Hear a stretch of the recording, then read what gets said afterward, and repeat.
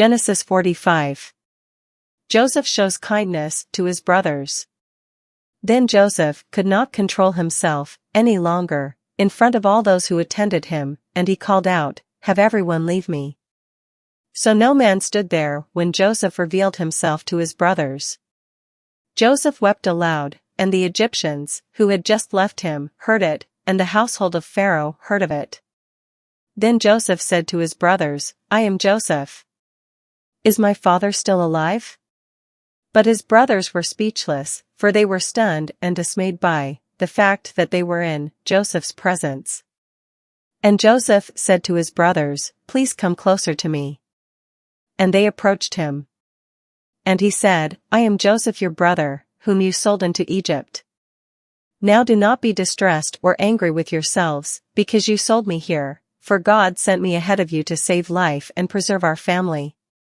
For the famine has been in the land these 2 years, and there are still 5 more years in which there will be no plowing and harvesting. God sent me to Egypt ahead of you to preserve for you a remnant on the earth, and to keep you alive by a great escape. So now it was not you who sent me here, but God, and he has made me a father to Pharaoh and lord of all his household and ruler over all the land of Egypt.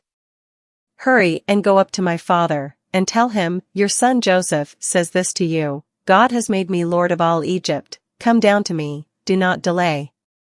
You shall live in the land of Goshen, the best pasture land of Egypt, and you shall be close to me, you and your children and your grandchildren, your flocks and your herds and all you have. There I will provide for you and sustain you, so that you and your household and all that are yours may not become impoverished, for there are still 5 years of famine to come. Look.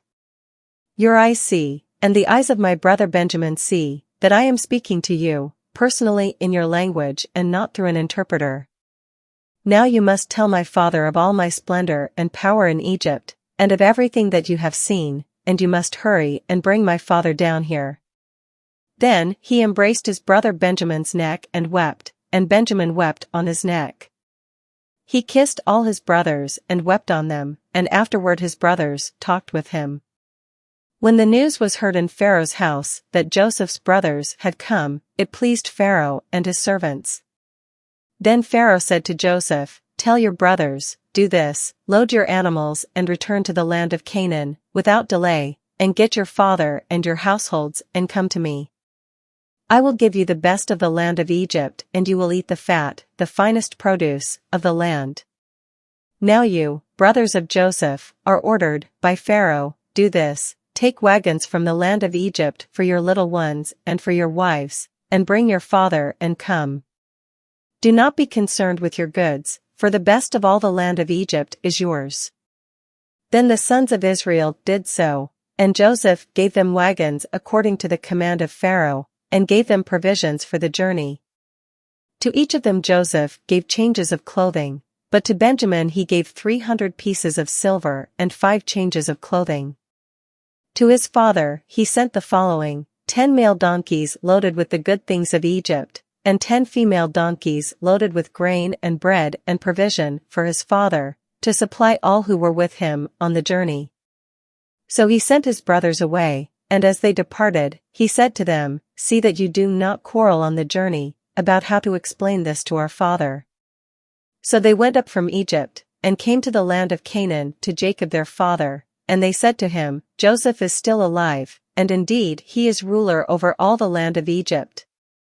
But Jacob was stunned and his heart almost stopped beating, because he did not believe them.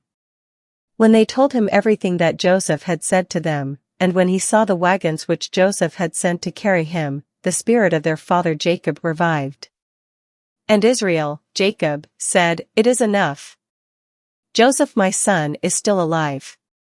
I will go and see him before I die."